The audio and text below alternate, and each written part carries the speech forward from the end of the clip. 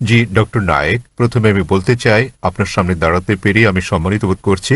Piece টিভিতে আপনার অনুষ্ঠান অনেক দেখেছি এবং আমি মনে করি আপনার নাম জানতে পারি? আমার নাম মহেশ ওরসেকার এবং আমি মুম্বাই বিশ্ববিদ্যালয়ের দর্শন বিভাগে পিএইচডির ছাত্র। আমার প্রশ্নটি কিছুটা টেকনিক্যাল। আমি জানতে চাই ইসলাম ধর্মে আত্মার ধারণাটি কি। আপনি জানেন ভারতীয় দর্শনে আত্মা ও মনকে আলাদা ধরা হয়েছে, অথচ পাশ্চাত্য দর্শনে আত্মা ও মনকে অভিন্ন বিবেচনা করা হয়। তাই আমার প্রথম প্রশ্ন হচ্ছে, ইসলামে আত্মার ধারণাটি কি, এবং দ্বিতীয় প্রশ্নটি হচ্ছে দেহের সঙ্গে আত্মার সম্পর্ক কি। আপনার জানা মতে মৃত্যুর পর আত্মা দেহ ত্যাগ করে কিনা, এবং আপনার জানা এ জাতীয় অন্যান্য তথ্য। তাহলে এটি একটি 2 অংশ বিশিষ্ট প্রশ্ন। আত্মার ধারণাটি কি, দেহের সঙ্গে আত্মার সম্পর্ক, এবং মৃত্যুর পর আত্মার কি হয়। ধন্যবাদ। ভাই মহেশ প্রশ্ন করলেন যে আত্মার ধারণাটি কি ইসলামে এবং সম্পর্কটা কি আত্মা ও মানব দেহের মধ্যে, এবং মৃত্যুর পর আত্মার কি হবে, এটাই মূল প্রশ্ন। ঠিক তাই। যতদূর পর্যন্ত আত্মার সংশ্লিষ্টতা রয়েছে তাতে আত্মা হচ্ছে মানব দেহের নির্যাস। আল্লাহ সুবহানাহু ওয়া তাআলার অন্যান্য সৃষ্টির তুলনায় মূল গুরুত্বপূর্ণ বিষয় এটা। সর্বশক্তিমান ঈশ্বরের সৃষ্টি, মানুষের সঙ্গে তাদের বড় ধরনের পার্থক্য হচ্ছে এই আত্মা, এবং এটাই হচ্ছে সারাংশ যা একজন ব্যক্তির মৃত্যুর পরও থেকে যাবে। পরে এটা আলোচনা করব। বিজ্ঞানের যতটুকু সংশ্লিষ্টতা রয়েছে তাতে বিজ্ঞান আত্মা নিয়ে কথা বলে না। এখনো বিজ্ঞান সে পর্যায়ে পৌঁছেনি যে পর্যায়ে পৌঁছলে আত্মার অন্তঃসার রহস্য উদ্ঘাটন করা যায়। তবে গবেষণা করা হয়েছে যখন কোনো জীব মারা যায়, উদাহরণস্বরূপ মানুষের সঙ্গে তুলনা করলে, যখন একটি প্রাণী মারা যায় মৃত্যুর পরক্ষণেই সেটির ওজনের কোনো তারতম্য ঘটে না।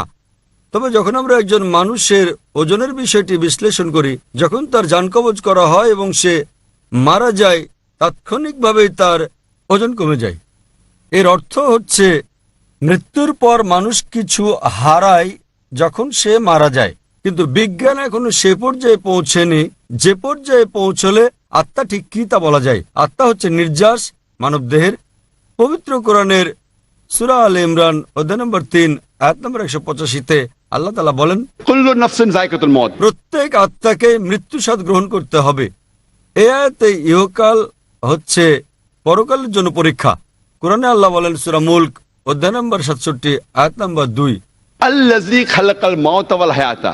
অর্থাৎ আল্লাহ জীবন ও মৃত্যুকে সৃষ্টি করেছেন তোমাদের মধ্যে কর্মে কে উত্তম তা জানতে।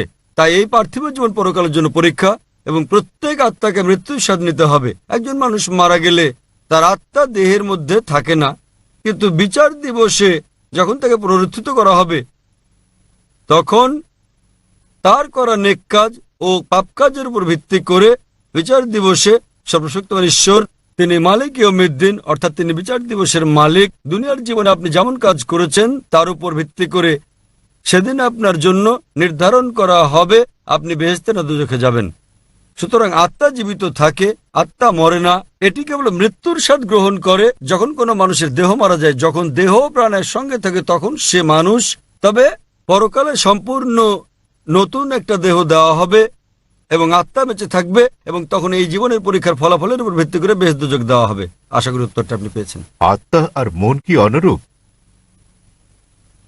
ভাই প্রশ্ন করলেন আত্মা আর মন কি অনুরূপ? না। আবার বলছি, মন হচ্ছে ভাবগত।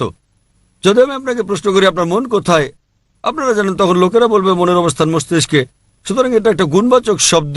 যেমন আমরা যখন বলি নিজের কাজে মন দাও, তো মনে রাখার কথা বললে লোকেরা মস্তিষ্ক খাটিয়ে ভাবতে শুরু করে, কিন্তু এর অর্থ এই নয় যে মন মস্তিষ্কের মধ্যে রয়েছে, বরং এটা ভিন্ন কিছু।